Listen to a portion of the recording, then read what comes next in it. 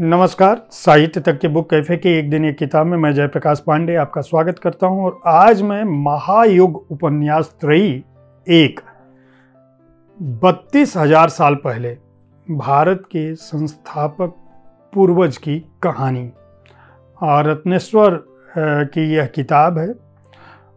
रत्नेश्वर ने इस किताब को उपन्यास कहा है, लेकिन यह कहानियों की शक्ल में लिखा गया है। बहुत सारी कहानियां हैं इसके अंदर और निश्चित रूप से इनकी शुरुआत 32,000 साल पहले हमारे पूर्वजों के द्वारा हुई। खास बात यह कि जो खंभात की खाड़ी है गुजरात में, उसकी गहराइयों में 32,000 साल पुराने हिमयुग नगर के साक्ष्य मिले हैं। संसार में अब तक मिली हुई नगरीय सभ्यताओं में वह सबसे पुरानी नगरीय सभ्यता है, यानी 32,000 साल पुरानी। वैज्ञानिक और पुरातत्ववेत्ता जो है, वैज्ञानिक और पुरातत्ववेत्ता अपने शोध से इस महायुग को जो जांचते हैं, यह उपन्यास उन्हीं पर एक औपन्यासिक दृष्टि डालता है। खास बात यह कि रत्नेश्वर की जो लेख की शैली है वह विज्ञान को कथाओं से जोड़ती है, प्राचीन को वर्तमान से जोड़ती है। वे अतीत में ऐसे घुसते हैं कि अतीत से वर्तमान की जो उनकी घुसपैठ है अपनी शैली में, वह इतनी अद्भुत है कि आपको पता ही नहीं चलता कि कब आप हजारों साल पहले चले जाते हैं, सैकड़ों साल पहले चले जाते हैं और कब आप वर्तमान में चले जाते हैं।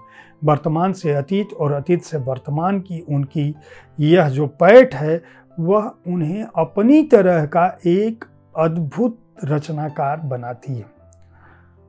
रत्नेश्वर की खास बात यह है कि वो जो भी रचनाएं लिखते हैं, इससे पहले भी जो उनके उपन्यास आए हैं, उनमें विज्ञान भी है, संस्कृति भी है, सभ्यता भी है, भविष्य की भी चिंता है, पर्यावरण भी है, प्रकृति भी है और प्रेम उसका मूल स्वर है। संसार में जो सांस्कृतिक विकास हुआ है, वह कह रहे हैं कि जितना प्रयोग 32,000 साल पहले हुआ, वह प्रयोग अपने आप में अप्रतिम था। उसी दौरान देह ढकने से लेकर तेल का दिया जलाने, दूध का सेवन करने, बांसुरी बजाने, नृत्य करने, गीत गाने और कथाएं सुनने सुनाने का युग शुरू हुआ था।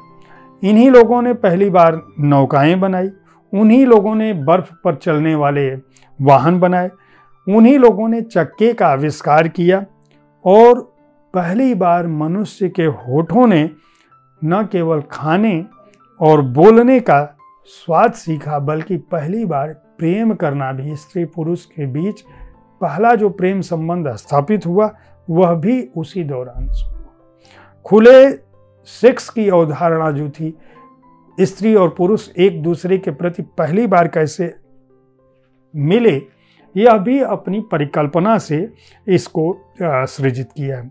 खास बात यह कि रत्नेश्वर ने अपनी यह पुस्तक गुजरात की माटी, वहाँ की ऊर्जा, वहाँ की आबो हवा को समर्पित की है।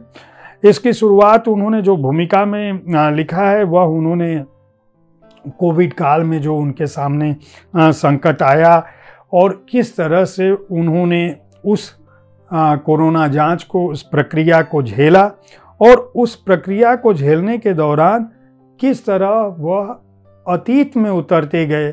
जो कुछ उस दौरान उन्होंने पढ़ा, देखा, समझा और सभ्यताओं को लेकर जो उनकी दृष्टि थी, ग्लोबल वार्मिंग को लेकर उनकी दृष्टि थी, सभ्यता के विकास को लेकर जो उनकी दृष्टि थी, मनुष्यता के विकास को लेकर जो उनकी दृष्टि थी, उसको उन्होंने लिखना शुरू किया और कुल मिलाकर 21 अध्याय में कोविड काल में जो उनकी कल्पना, जो उनका संघर्ष, जो उनकी सोच, जो उनका संशय, विज्ञान को लेकर जो अब तक का उनका अध्ययन है, कथाओं को लेकर जो उनकी अब तक की दृष्टि है, इन सबको उन्होंने पिरो दिया है इस पुस्तक में।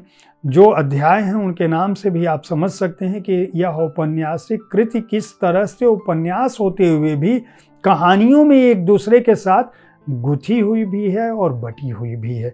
0 पॉइंट फील्ड, यहाँ से कहानी की शुरुआत होती है।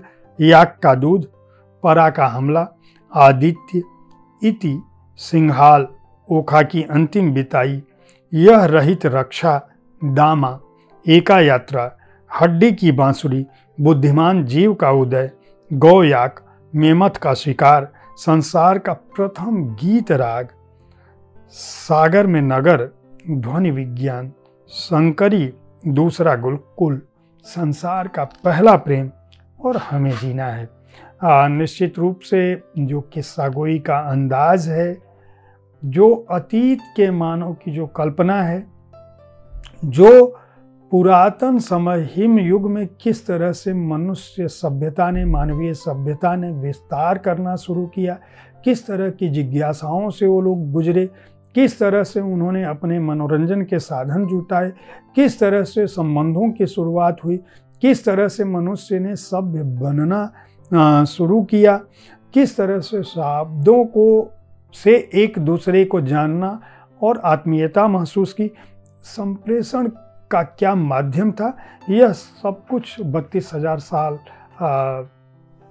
पहले उपन्यास त्रयी की इस पहली कड़ी में उन्होंने समूहने की कोशिश की है। अभी यह त्रयी है तो इसके 2 खंड और भी आएंगे, लेकिन उन दोनों खंडों तक पहुंचने से पहले आपको रत्नेश्वर की इस पुस्तक को खरीदने की कोशिश करनी पड़ेगी। रत्नेश्वर अपनी तरह के अनूठे रचनाकार हैं हिंदी साहित्य जगत में। उन्होंने एक समय सबसे बड़ा करार प्रकाशक के साथ किया था अपनी पुस्तकों को लेकर। जीत का जादू, लेफ्टिनेंट हडसन, रेखना मेरी जान, पानी पानी लड़की, इस तरह की कई पुस्तकें उनकी आ चुकी है। हिंदी साहित्य जगत के लिए नया नाम नहीं है, इसलिए भी रत्नेश्वर पर आप उनकी यह पुस्तक खरीद कर भरोसा कर सकते हैं अगर आप उनके प्रशंसक हैं तो भी। और अगर आप भारतीय मनुष्यता या पूरी दुनिया में मनुष्यता के विकास को समझना चाहते हैं तो भी इस पुस्तक को खरीद सकते हैं। प्रभात पेपरबैक्स ने इस पुस्तक को प्रकाशित किया है। मूल्य 300 रुपये है और पृष्ठ संख्या है 192।